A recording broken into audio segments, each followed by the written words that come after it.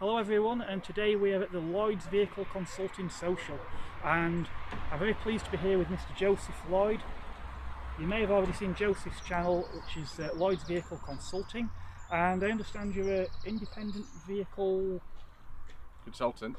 Yeah. So I am, yeah. I'm going to have to video bomb you guys. You video bomb him again, Mr. Quirk. Well, yeah, Mark on Motoring, Joseph Lloyd. And good afternoon to you as well, sir. Oh, thank you, that's it. It's a great event, isn't it?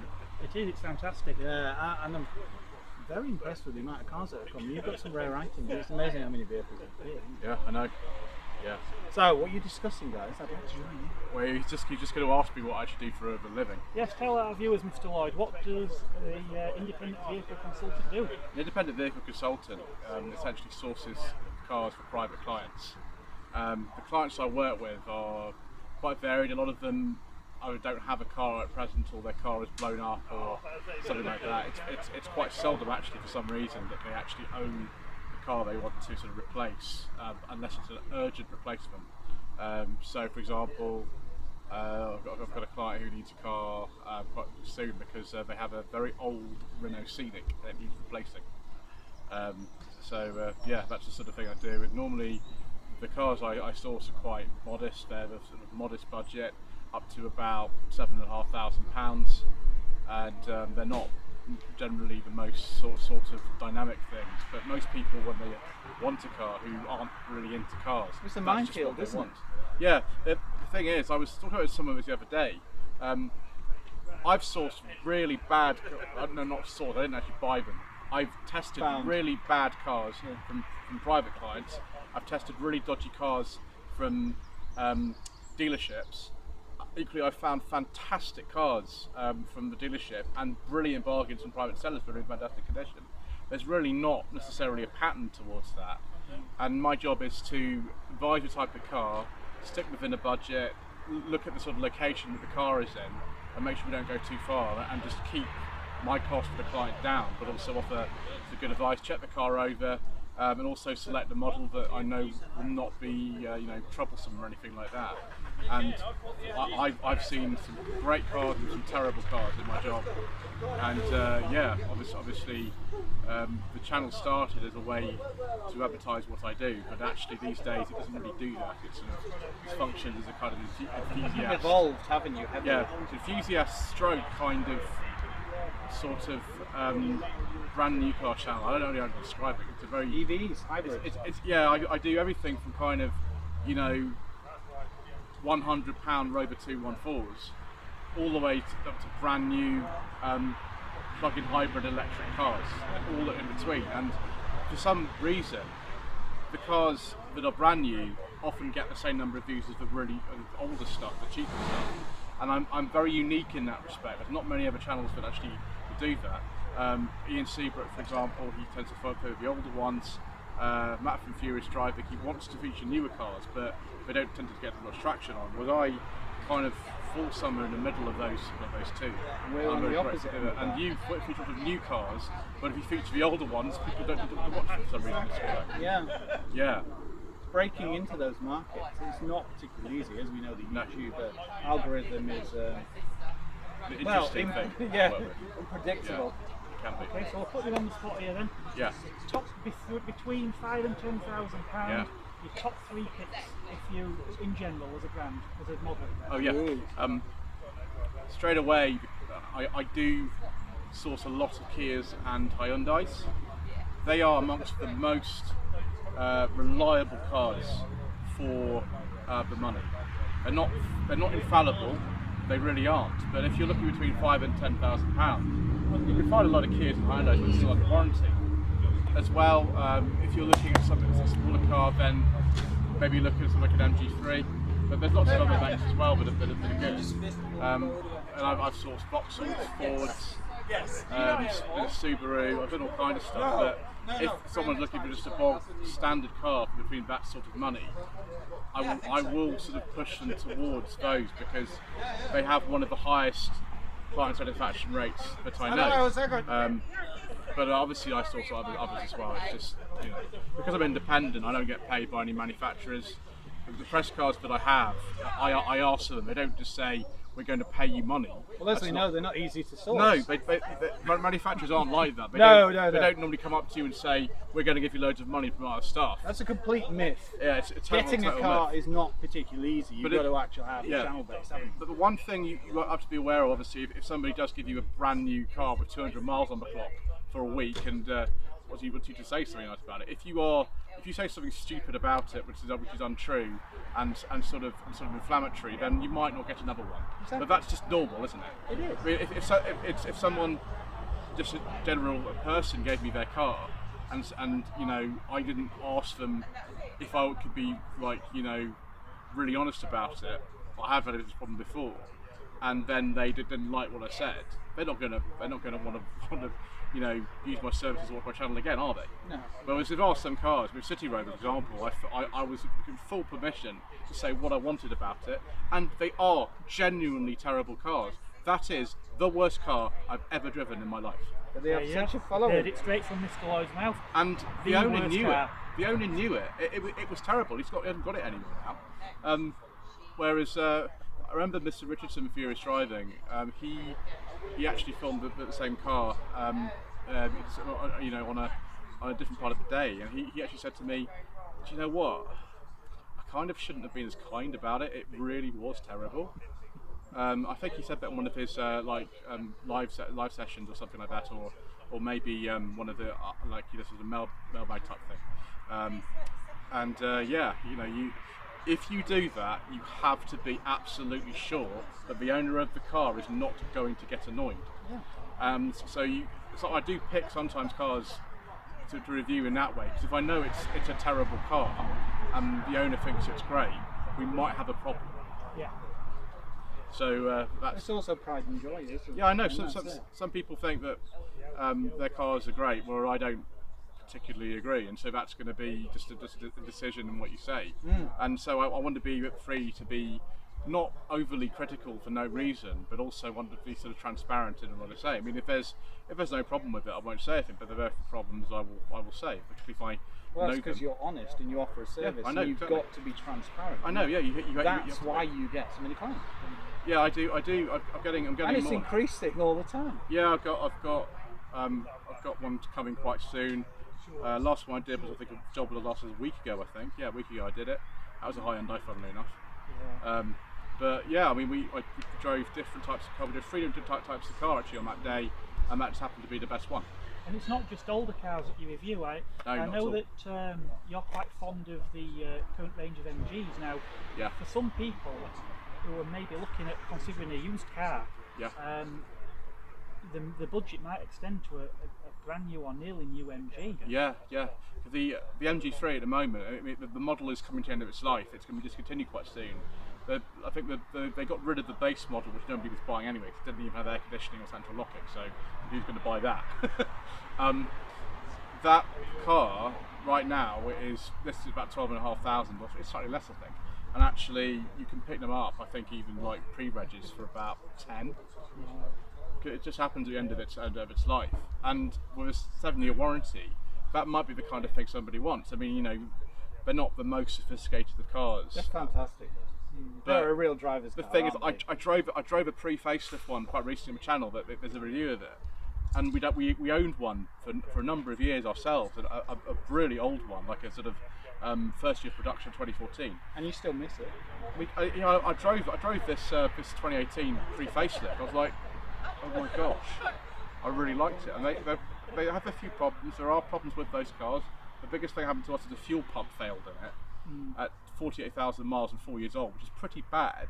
And then at that time, there was only a 3-year warranty on rather than 7. And so they didn't start off particularly well. But the ones that have been made now are better in quality. Perhaps the styling of the earlier ones I think is better. A lot of MG3 owners will say this. Yeah. I prefer the earliest one. Yeah, but there's a bit more kit in them, and apart from the door cards that are nasty hard plastic, which is a bit embarrassing really, and sort of one or two other things. So the new ones, for the price you pay, there's not really much else kind of out there for that sort of money that offers the same amount of space and driving experience. It's still got hydraulic power steering. It might be the last car on sale in this country with hydraulic power steering. It's a mainstream car. Even the Dacia Sandero doesn't have that anymore. Yeah. So it's really interesting. I think those within the next couple of years are going to be coming into even the post-facelift ones, sensible second-hand reviews pricing, and that will make them extremely attractive used buyers, because if you do have any issues, and there's no reason why you necessarily should, the post-facelift ones are far better built than the older ones. That will be a fantastic car, particularly for a younger driver, because the pre-facelift ones are Group 4 insurance for all of them. The later ones are Group 7, but I find it difficult to think about, another car of that age, which is more suitable for a young driver than one of those. Which is strange considering it's got 1500 in. Yeah, it's weird. I don't understand how they get the insurance for that. I don't understand. The weirdest thing on insurance was the Suzuki Swift. Yeah. Oh yeah, that was ridiculous. Absolutely The Swift mad. Attitude with a 1.2. It's like 25. 27 the one I was driving. Route 27. So it's one of these things that you have to consider. When I'm looking at cars for a client, I have to take consideration: can they afford the insurance? Can they afford the tax? That kind of stuff. And a lot of jobs I do are in London, because traditionally I was based in London until about 2019, or in that area anyway. And in London, you've got to realise you've got an extra sort of 100% of insurance premium to pay if you're going into London. The insurance premium will double whether you're actually in London or you're not. It's insane. I never knew that. It's absolutely mad. If you're in a Shepherd's Bush or Battersea or something like that, you're going to be probably paying double the amount that if you're in Surrey. Yeah. So you've got to think about, when you're sourcing a car in London, can this person who's never had a car before actually stomach like £1,200 insurance on a modest Kia Venga or something like that? So somebody without a guide in hand might miss that and find that out when it's too late and they've already bought the car then. And also, tactics of some dealers are very unscrupulous. I recently, when I did one of the jobs, I rang up the dealership the day before just to check if the car was there, check the service history. And after I rang up, I noticed the car had a £200 admin fee added on it from there before. Just because the seller discovered, by looking in the book, that it had a full Kia main dealer history. And that was something for some reason he didn't know. I asked, and he looked at it and he found it. And I thought, that's ridiculous. You can't just do that. You can't do that. And that was one of the reasons why, when we looked at it, I looked a bit more carefully at it, and I decided not to buy it. And he said to me, "Oh yes, the car's got one power folding mirror." When I sourced two of those cars before, and I knew they had two power folding mirrors, and one didn't work. And at that point, I was like, yes, I think it might be time to go. But if you don't know these things, you might get caught out with that.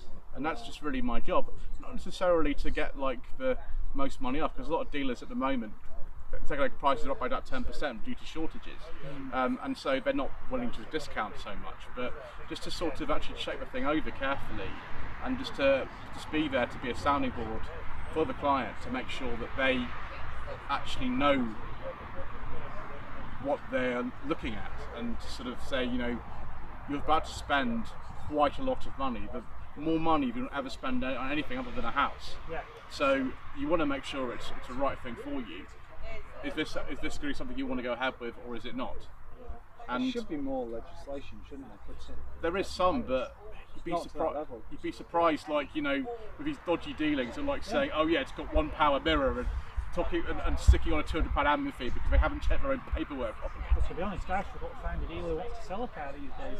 Most of them only want to lease you a vehicle, and I asked one dealer and he were offering me a £3,000 discount, I think something like 2.5% APR, but only if I leased the car. As soon as he found out I only wanted to buy the car, he didn't want to know. Yeah. Not interested. The thing is, most new cars are bought on finance, and the dealerships will get paid for selling the car on finance far more than if you sell it with cash. That's why it might be good to look at like a pre-reg or nearly new car, which is what we did, and buy it through the bank loan, in which case the interest rate will be quite low. Interest rates at the moment are still quite low, and that's a very good option. But a 0% finance deal, if you can find one of those on a car, is absolutely great, because you can't lose out on that. Yeah. You can't lose out on a 0% finance deal, because it's better for you to take that than paying cash. Yeah. So it's just worth sort of bearing in You had a mind. decent rate on the Toledo, didn't you? Yeah, the Toledo was the discount on that was £8,000. That's what I mean. £8,000 off that car, which is about 39%. Car as well. Sometimes, yeah, it was. One of my friends still owns it. Sometimes you get stuff like that, and sometimes you don't. It just sort of depends. But yeah, I think that's quite a comprehensive examination of what I do. Probably that's more than I've even said on my own channel. So there you go. Excellent. Well, we're going to move it on shortly. I'm going to have a look around at all these fantastic cars that are here today. Yeah. But before we do, if someone did want to engage in your services, what would be the way to do that? You can visit my website and my Facebook page. Just type in Lloyd Vehicle Consulting into Google, and it will come up. Excellent. Right, thank you very much, Joseph. Yeah, no problem. Right, we'll take a look around. So I think we'll start over this side, being that this is where we are. So we've got the new Honda E-Vision, a car that admittedly I don't know a great deal about, and probably the first one I've actually seen in the metal. But yeah, really fancy new EV. Obviously we don't even have door mirrors on here anymore, we have cameras. As I say, I've not actually seen one of these before, so this is all new to me too. Just come and have a look, see if the camera will focus through the glass there. A very, very nice, interesting interior, and up on the dash top there we've even got the cameras, the screens for the cameras, because as I've mentioned, this car doesn't have mirrors, which is probably one of the few things I actually know about this new EV. So moving on to normal service, because as much as I admit EVs are coming whether we like it or not, they're not really my thing. Something that is my thing though is this fabulous Peugeot 406 Coupe in this fantastic blue, and we've got the V6 engine on this car as well. Really, really nice, and looks particularly good, clean example too.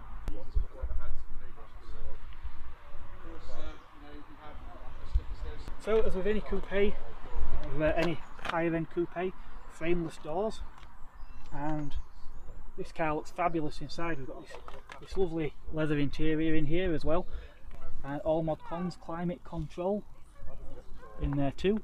And if we just take a quick look into the back there, we'll see we have got it's a proper 2+2, so we've got these bucketed seats in the back, all in this lovely caramel coloured leather.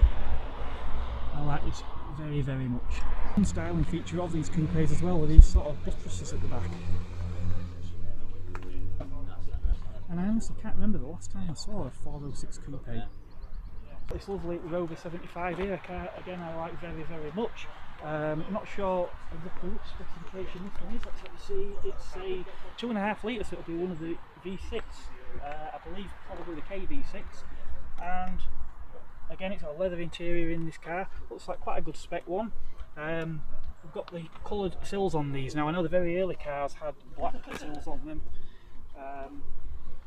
See, another one of the vehicles here attending.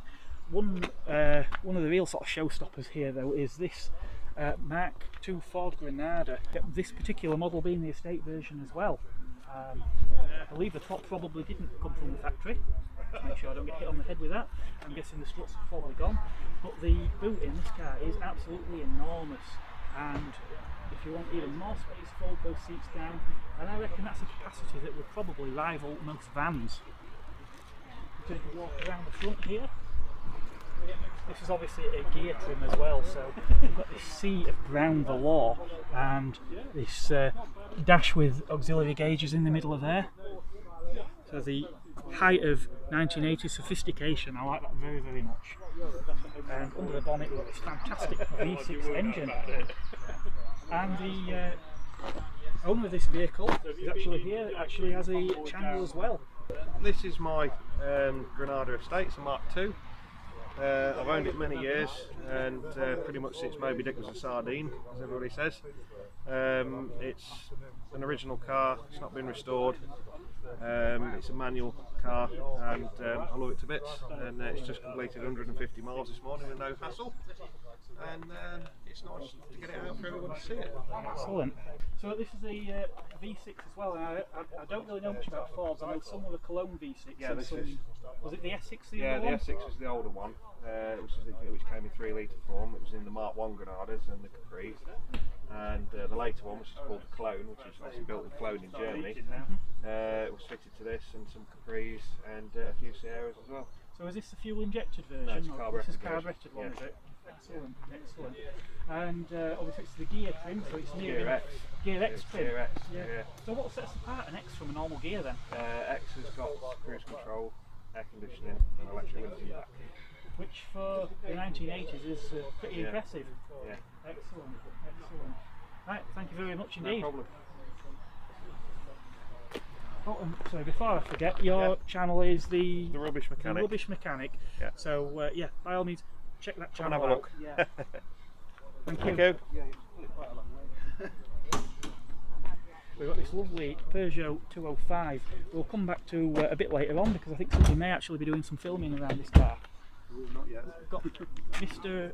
Lloyd, who we have already seen. This is his Rover 45, and this is a V6 model as well. I'm not exactly sure the trim level, but again, it's one of the. I know it's a high-spec car, leather interior, and much more besides. Because Mr. Joseph does love a nice high-spec car with a leather interior. It's a bit tricky actually. And back to Planet Auto here, who today has fetched us this MG. But it's no ordinary MG, is it, this model? No, it's a hybrid. It's got 270 brake horsepower, pulls 0 to 60 in under 7 seconds. And if it's got electric range as well, it'll offer up to about 150 miles per gallon. And it can go very, very quiet. Because So- it can run on electric. Yeah, it can.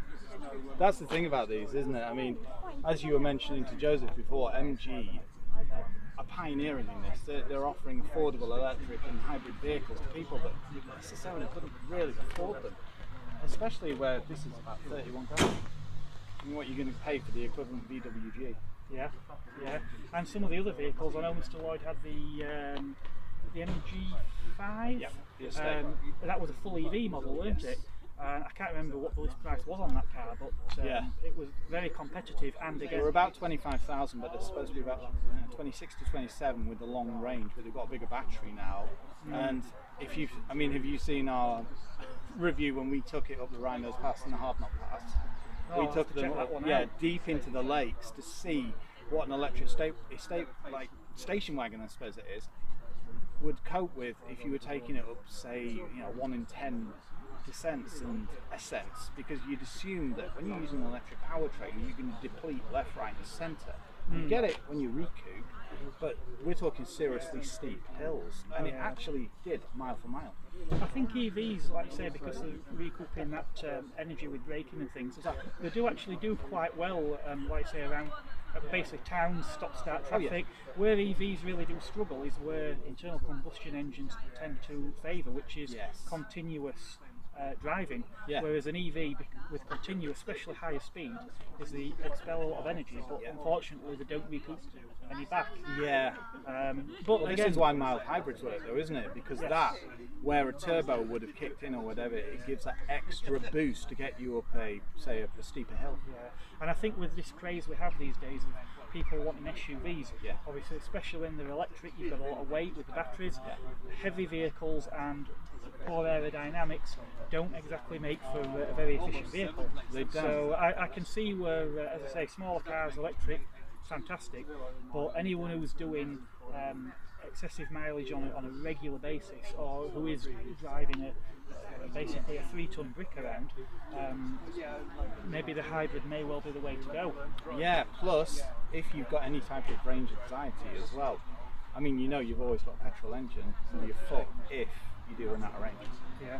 Well, it's great to hear you're enjoying this one at the moment. Yeah, and we've if got it somebody for- wants to see more on on your adventure with that other vehicle, Yeah, channel well- is Planet Auto. It is, yeah, and there's car reviews, there's road trips, there's all types of things. We do a lot of stuff with Joseph, and moving forward, maybe doing some stuff with yourself now. Excellent, thank you. Moving on then. I cannot remember the last time I saw one of these. So here we have the Toyota Privia, and I'll confess I know virtually nothing about this vehicle. The only MPV I've ever really paid any attention to was the Renault Espace, but I would say possibly this could be even more capacious than that is. Obviously Toyota, well, all Japanese manufacturers, particularly in Asia of all places, with a heck of a lot of models like this, and we're probably quite good at it, I would imagine. And one thing, because it's a Toyota, when your kids start trying to pull things off it, it should be quite robust as well. Adds alloy wheels, all mod cons like cruise control, the captain's chairs, which no MPV really should be complete without captain's chairs. And we just get a quick shot in there. Obviously fantastic visibility out of the front of there as well. And as you would expect in the back, well, it's a giant hole with lots and lots of space. Something that's probably is quite unique, we'll just take a quick look at this side of the vehicle, is we've got no rear doors. Very strange for an MPV not to have doors at the back, you might think.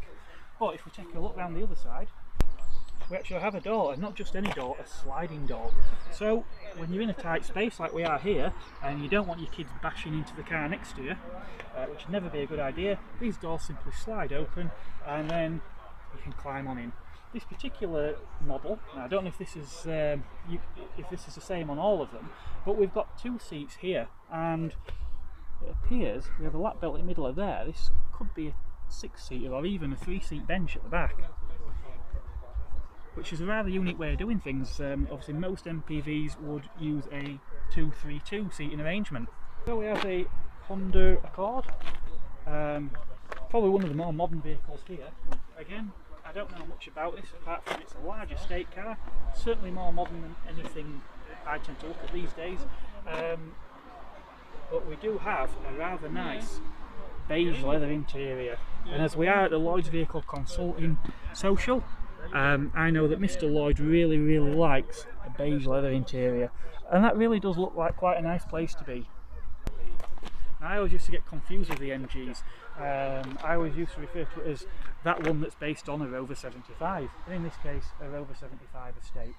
But yeah, MG basically in the early 2000s took what was essentially a load of Rovers, badged them as MGs and renamed them. So we had the ZR, which was the 200 or 25, the ZS, which was the 400 or 45, and then the ZT, which was based around this lovely 75. Now, unlike Rover versions, the chrome grille's gone here with the bars. We've now got this body coloured grille with mesh, which is the same down here as well. We've got our fog lamps, still the same 4 headlamp arrangement as on all Rover 75s. Obviously the bumper's restyled to give a sportier look, and these cars, I believe, work each in other ways as well, because obviously the Rover was usually a bit more of a stately sort of person who wanted something that wafted along, whereas the MG brand was intended to appeal to a younger clientele.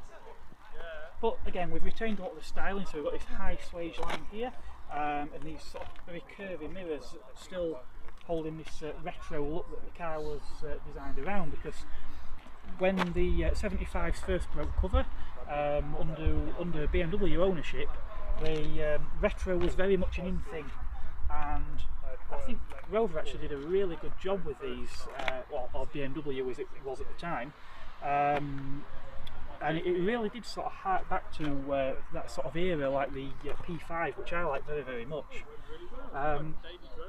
So yeah, they're actually not the most capacious of vehicles for the class, but in terms of quality they are very nice. Rover ones obviously have wood, the MGs don't have the wood interior trim, but you do tend to get other materials like this. I believe this one would have a carbon fascia on the dashboard,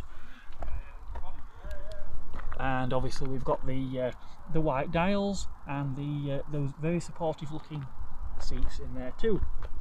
And as I say, like any other 75 around the back, obviously this one being an estate ZT 190, I believe that is the V6, but again, I don't know the particular model well enough to say for sure, but I think they're the KV6 engine.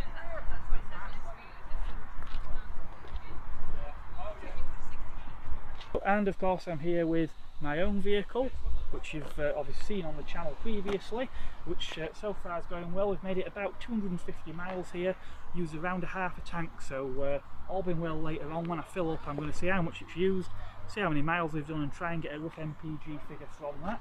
And I'm also quite pleased to have it here today next to Mr. Bill's Renault Megane Classic from the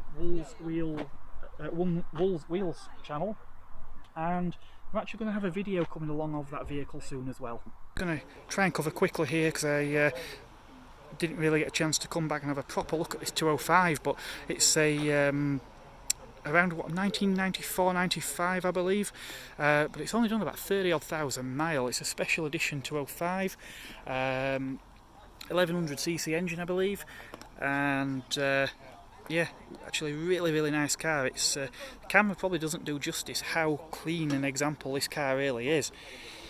But we've got this lovely velour upholstery, we've got things like electric windows, and I do like this revised dashboard as well on the these later 205s.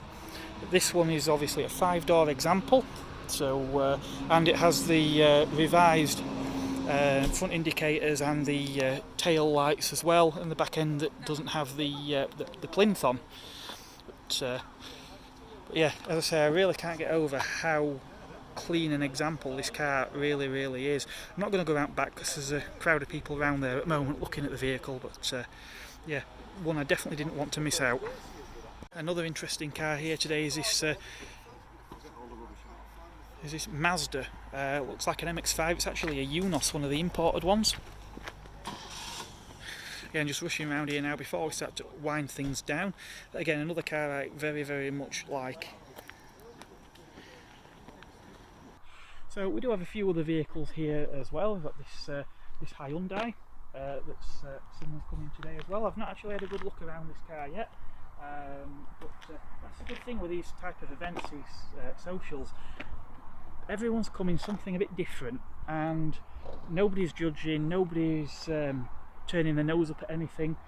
It's anything goes, and it's the cars that we all, in many cases with the older models, it's the cars we used to see everywhere that we might not see anymore, and it really is a nostalgia trip to go back and see some of these vehicles.